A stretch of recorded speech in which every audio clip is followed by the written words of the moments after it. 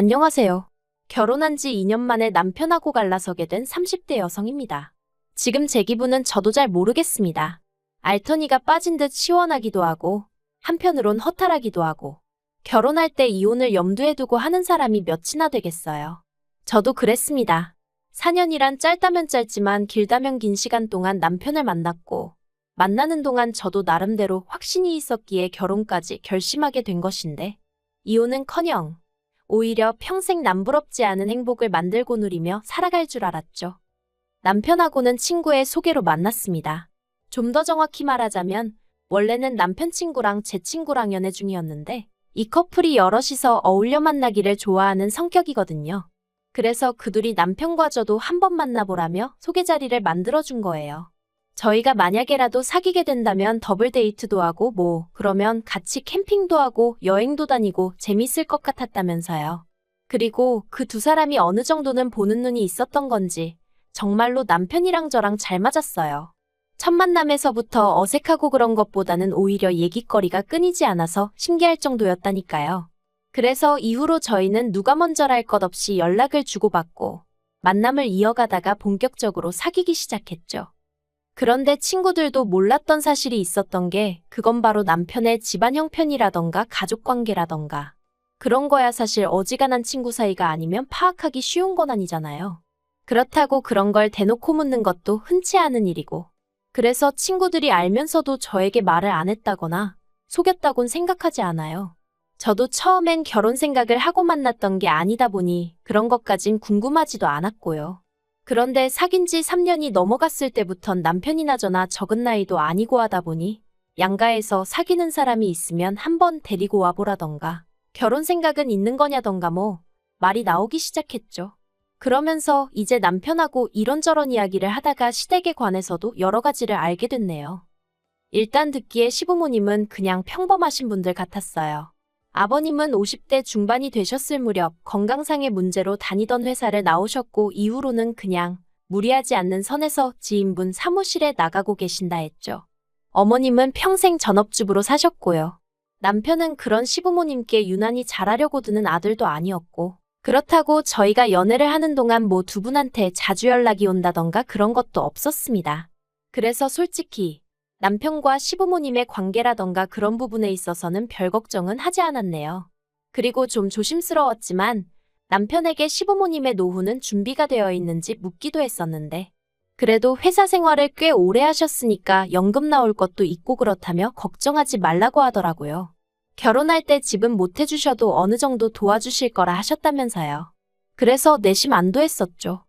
그런데 막상 상견례까지 마치고 본격적으로 결혼 준비를 시작하고 나니까 여러 가지가 남편의 말과는 달랐습니다. 특히나 어느 정도 도와주실 거라던 그 부분은 남편은 자기도 전혀 몰랐다 상상도 못했다 했는데 시부모님이 모아두신 돈이 하나도 없다고 하시는 거예요. 오히려 살고 계신 집을 담보로 받은 대출까지 있어서 그거나 다 갚고 죽을 수 있을지 모르겠다 하시면서 그 얘기가 나왔던 게 상견례 마치고 일주일도 안 되었을 때였거든요. 결혼 관련해서 이야기 좀 하자 하셔서 남편하고 시댁을 찾았던 자리였고요. 아무튼 남편이 진짜 엄청나게 화를 냈습니다.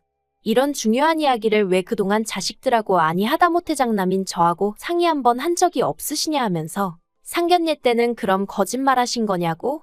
차라리 못 보태주실 것 같으면 못 보태주신다고 솔직히 말씀이나 하시지. 그 자리에선 1억을 해주네 어쩌네 하시지 않았냐? 정말 어쩌려고 그러신 거냐? 어찌나 남편이 전에 없는 모습으로 화를 내던지 오히려 제가 남편을 말려야 하나 싶을 정도였어요. 그런데 어머님 아버님은 막말로 우리가 대출을 받던 도박을 하던 장남이나마나 너한테 손 벌릴 것도 아닌데 왜 너한테 얘기를 했어야 하냐며 얘기했으면 뭐가 달라졌겠냐? 네가 돈을 해줬을 거냐 하시며 더 큰 소리를 내셨습니다. 그러니까 남편도 지금 하신 말씀 책임지시라며 자기는 절대 그 빚에 대해선 한 푼도 못 해드린다 어쩐다 그러더라고요. 솔직히 남편이 시부모님을 상대로 불같이 화를 내는 걸 보고 나니까 저는 시부모님과 남편을 별개로 생각할 수밖에 없었고 그래서 남편에게 화는커녕 싫은 소리조차 할 수 없었습니다. 제 속도 속이지만 남편 속이 말이 아니겠구나 싶은 게 오히려 어떻게 위로를 해줘야 좋을까 싶더라고요. 한편으론 친정에도 상황을 알릴 수밖에 없었습니다. 남편이 어떻게든 잘 둘러대면 안 되겠냐, 장인 장모님이 이 일로 나를 반대하시면 어쩌냐 하며 걱정을 했지만 그렇다고 친정 부모님을 속일 순 없었으니까요. 그리고 예상했던 것처럼 친정에서는 처음엔 난리가 났어요. 속일 게 따로 있지 어떻게 일륜지 대사를 앞두고 아무렇지도 않은 얼굴로 거짓말을 할 수가 있느냐며 시부모님도 시부모님이지만 남편에게 너무 실망이라 하시며 결혼은 없던 걸로 해라, 못 시킨다 하시더라고요. 그런데 지금 생각해보면 제가 정말 제정신이 아니었다는 거 아는데 그땐 그런 친정 부모님이 너무 야속하게만 느껴지는 거예요. 남편도 아무것도 몰랐다는데 누구보다 당사자인 남편이 제일 속상할 텐데 그걸 왜 저희 친정 부모님은 믿어주시질 않으실까? 속상하고 원망스럽더러니까요. 하지만 결과적으로 친정 부모님께선 저희 두 사람의 결혼을 허락해 주셨습니다. 헤어지려고도 해봤지만 잘 되지 않았고 눈물은 어찌나 하염없이 나던지. 제가 연애를 많이 해본 것은 아니었지만 제가 그토록 힘들어하는 걸 친정 부모님이 처음 보셨거든요. 그러니 이러다 딸 잡겠다 싶어서 어쩔 수 없이 허락해 주시는 거라고 하셨어요. 그리고 저나 남편이나 정말 감사하다고 실망시키는 일 없이 잘 살겠다 했죠. 다만 저도 친정 부모님 가슴에 대못 박으며 시집 가는 것 같아 경제적 지원은 받지 않겠다고 했습니다. 저나 남자친구나 모아둔 돈이 아예 없는 것도 아니었으니 서로 돈을 합치고 거기에 대출받으면 전세 정도는 구할 수 있겠다 싶었거든요. 남편과 결혼 전 저는 3살 터울의 여동생과 함께 자취생활을 하고 있었어요. 원래 본가도 경기도라 저나 여동생이 출퇴근하는데 큰 무리는 없었는데 저와 달리 여동생은 독립에 대한 의지가 확고했거든요. 물론 친정 부모님은 허락해 주시지 않았지만요. 그러니까 여동생이 자기가 번 돈으로 나가겠다 하면 누가 무슨 수로 말리겠냐면서 정말 한 5년 동안 자린고비 저리 가라 싶을 만큼 짠순이 마냥 살더라고요. 그러더니 하루는 친정 부모님께 이제 정말 말리지 마시라며 내 능력으로 나가 살겠다고 거의 선언하듯 통보를 해왔죠. 그리고 친정 부모님은 그런 여동생이 내심 기특하면서도 한편으론 걱정이 이만저만이 아니셨답니다. 그래서 나름대로 해결책으로 제시하신 게 언니인 저와 같이 나가 살아라였죠. 당연히 여동생은 그럼 그게 무슨 독립이냐 하며 싫다해 댔지만 친정 부모님의 고집을 꺾지는 못하더라고요. 그래서 제가 여동생이랑 같이 살기 시작했어요. 다만 1억 4천에 달하는 전세자금 중 1억에 가까운 돈을 여동생이 부담했기에 제가 나머지를 보태고 생활비를 댔어요. 참고로 여동생은 저와 달리 결혼이며 임신이며 말만 들어도 진저리를 칩니다. 자기는 혼자 잘 먹고 잘 살다 갈 거라면서 말이죠. 그런데 문제는 이제 제가 결혼을 해야 하니까 보증금에 묶여있던 제 돈이 아쉬워지더라고요. 돌려달라고 하자니 동생이 집을 줄여 이사를 가야 할 상황이었는데 언니 된 입장에선 동생이 지금보다도 열악한 환경에서 살게 하기도 그렇고 그래서 결국 제 돈은 친정 부모님이 먼저 저에게 주시고 나중에 동생이 이사를 하거나 그러면 그때 동생한테 받으시겠다대요. 감사했죠. 마음도 놓였고요. 그런데 왜인지 보나마나 남편이었겠지만 이 세세한 내막을 시댁 식구들도 다 알고 있더라고요. 한편 몇 달 전부터인가 어머님과 통화를 할 때면 어머님께선 하소연하듯 시동생들의 소식을 전하셨습니다. 시동생 둘 다 허파에 바람이 들었는지 서울 타령을 그렇게 해야 된다면서 말이죠. 그리고 그럴 때마다 저는 솔직히 찜찜한 마음을 감출 수가 없었어요. 이건 뭐 나더러 시동생들을 한번 불러주라는 말씀이신가 싶기도 했고 그런데 제가 시동생들하고 그렇게 가까운 편은 아니었거든요. 어떻게 말해야 하나 싶은데 솔직히 보고 있으면 한심합니다. 일단 남자 시동생은 사업을 한답시고 매일같이 이 사람 저 사람 만나서 술 마시고 다니는 게 일이었어요. 게다가 제가 말은 안 했지만 남편이 저 몰래 얼마씩 용돈까지 쥐어주는 상황이었으니 그리고 신우도 나이가 29으로 결코 어린 나이가 아닌데 어쩜 그렇게 철이 없는지 몰라요. 어떻게 해서든 제대로 된 직장 들어가서 자기 밥벌이 할 궁리는 안 하고 돈이 없네? 아르바이트 해야겠다. 돈 들어왔네? 써야겠다. 정말 이렇게 생각하고 사는 눈치였거든요. 그리고 여기도 저희 남편한테 걸핏하면 돈 뜯어가는 거 저 다 알고 있었어요. 하지만 나름대로 오빠 노릇한다고 그러는가 보다 싶어서 그냥 내버려둔 거죠. 아무튼 그런 시동생들이 급기야 하루는 저희 남편한테 그러더랍니다.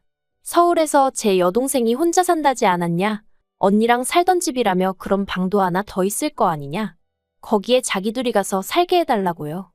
저는 처음에 남편이 그 이야기를 하는데 이게 무슨 미친 헛소린가 싶었어요. 내가 뭘 잘못 들었나 싶기도 하고 그걸 말이라고 전하고 있는 남편도 어이가 없었죠. 시동생들이야 워낙 철딱서니가 없고 그걸 전화 남편이 모르는 것도 아니니 남편 선에서 말 같지 않으면 잘라내고 말아야지. 그걸 뭐 한다고 나한테 전하냐고요. 그래서 제가 남편한테 말이 된다고 생각하냐고 짜증을 냈어요. 그랬더니 남편도 말 안 되는 건 아는데 그래도 시동생들이 말이라도 한번 해보라고 혹시 형수가 이해해줄지도 모르지 않냐면서 조르길래 그래서 해본 소리랍니다. 신경 쓰지 말라나요. 그런데 저희 시부모님, 특히나 어머님 반응이 어이가 없었어요. 저한테는 애들이 서울 가고 싶어서 환장을 해서 저런다며 미안하다 하시면서도 당신 팔자가 사나워서 그렇다며 언제까지 저 혹덩어리들을 달고 살아야 하는지 모르겠다. 그리고는 저더러 네 동생은 엄청나게 야무진가 보다면서 그런 사람하고 한 집에서 살면 시동생들도 뭐 좀 배우는 게 있지 않겠냐 하시는데 이건 뭐 어거지로 들이대시는 것보다 더 부담스럽고 더 짜증나대요. 물론 저는 확실하게 안 된다고 말씀은 드렸지만요. 그리고 이 정도 거절했으면 다들 성인이니 제 말이 무슨 말인지 알아들었을 거라고 생각했는데 어이없게도 저희 남편이 글쎄 제 동생에게 직접 전화를 걸었답니다. 저는 이마저도 여동생한테 들어서 알았어요. 여동생이 한다는 말이 자기도 말을 해야 하나 말아야 하나 고민하다 이야기하는 거라면서 저희 남편이 그러더랍니다. 어려운 부탁인 거 알지만 자기 동생들이라면서 자기를 믿고 단 1년만이라도 같이 살게 허락해주면 안 되겠냐고요. 그래서 제 여동생이 형부 동생들이라고 해도 나한테는 남이다. 형부가 이런 부탁을 한다는 것 자체가 이해가 안 된다 했답니다. 그런데 저희 남편이 제 동생더러 그러더래요. 남이라니 서운하다. 나는 처제를 친동생이나 다름없다고 생각했다.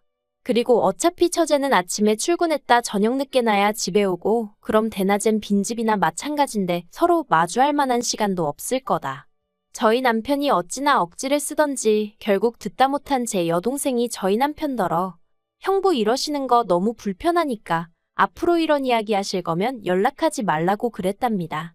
그랬더니 저희 남편이 제 여동생더러 이제 보니 은근히 말하는 거 싸가지가 있네 없네 하면서 진짜 실망이라고 자기는 반대 경우였으면 자기 동생들을 때려서라도 처제 데리고 살라고 했을 거라며 서운하네 어쩌네. 이 이야기를 전하는 내내 저는 비록 전화기 너머로 동생의 얼굴은 볼 수 없었지만 동생이 얼마나 화가 났을지 어이가 없었을지 오롯이 느낄 수 있었고 그럴수록 저는 동생 볼낯이 없다는 생각에 화끈거리고 온몸이 부들부들 떨리기까지 했어요. 부모님한테도 말씀드렸냐니까 그랬다간 형부 맞아 죽을까봐 안 했다는데 이걸 고맙다고 해야 하나 싶고 그래서 일단은 정말 미안하다고 몇 번이나 사과했습니다.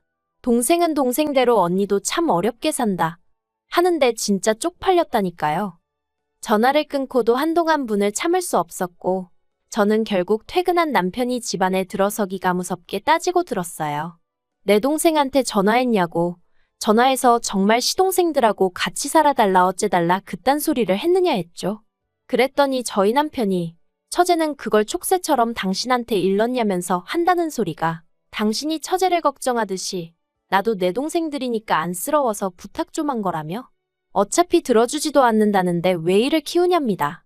그러면서 저나 제 동생이나 진짜 매정하다면서 어떻게 가족 간의 선을 딱딱 긋냐 불편해서 보고 살겠냐 하는데 정말 미안한 마음이라곤 눈꽃만큼도 없구나 싶은 게 그래서 남편한테 정말 실망이라 했습니다. 나는 시동생들만 멍청하고 생각이 짧은 줄 알았는데 피는 못 속인다더니 당신도 시동생들하고 별반 다를 게 없다고. 핏줄이 무섭긴 하다면서 저도 막 내뱉어버렸죠. 막말로 남편 싸대기 안 날린 게 어딘가요? 남편은 제가 자기뿐만 아니라 자기 동생들까지 욕을 했다면서 그리고 핏줄을 운운하고 그런 건 시부모님을 욕한 거나 마찬가지라면서 저더러 무조건 사과하랍니다. 열받아도 사람이 할 말이 있고 하지 말아야 할 말이 있는데 제가 선을 넘었다면서 사과하래요. 그리고 이참에 처제한테도 입 조심하고 살라고 그러다 한번 된통 얻어 터진다고 말하라는데 꼭 제 귀에는 이게 남편이 언제 한번 제 동생을 때리기라도 하겠다며 선전포고를 하는 것처럼 들렸습니다. 이러니 상황이 점점 더 나빠졌지. 좋아질 수가 있었겠어요? 결국 제 입에서 먼저 이혼 소리가 나왔죠. 남편하고는 뭐 공동재산이랄 것도 없었고 그나마 있는 건 전세보증금이 다였는데 그것도 타이밍이 좋았다고 해야 하나 재계약을 한 해 만에 얘기가 나오던 딱 그때였거든요. 그래서 재계약 안 한다 하고 보증금 돌려받아 자기가 해온 만큼 딱딱 나눴습니다. 그리고 이 정도로 일이 진행되고 나서야 친정부모님께도 이혼하기로 했다 하니까 친정아버지는 착잡하신 표정으로 별 말씀은 안 하시대요. 친정어머니께서는 지금이라도 잘 생각했다 하시며 괜찮다고 절 위로해 주셨는데 솔직히 위로받을 만큼 뭐 가슴이 아프고 그런 것도 없었어요. 여동생은 혹시 자기 때문에 언니가 이혼한 거냐며 제 앞에서 엉엉 울었는데 절대 그런 거 아니니까 걱정하지 말라고 했죠. 사실 제가 이렇게 간추려서 써서 그렇지 난리도 아니었습니다. 남편 쪽에서도 가만히 있지 않았거든요. 시부모님께서 당신들이 대신 사과할 테니 저더러 한 번만 그냥 넘어가자며 절 붙잡으셨는데 제가 안 잡히니까 이후론 시동생들을 보내셨는데 시동생들은 사과는커녕 자기들은 제가 친언니 친누나 같아서 그랬던 거라며 자기들도 서운하네 어쩌네. 여전히 생각이란 걸 안 하는구나 싶더라니까요. 남편은 말해 뭐해요. 했던 소리 또 하고 또 하고 미안하다고 하면서도 근데 어쩌고저쩌고 내 입장이 어쩌고저쩌고 어찌나 듣기도 싫던지. 그렇게 애틋하면 지가 지능력 되는 대로 방구해서 동생들 옆구리에 끼고 살던가. 아무튼 비록 이혼 엿딱지를 달게 되었지만 후회는 없네요.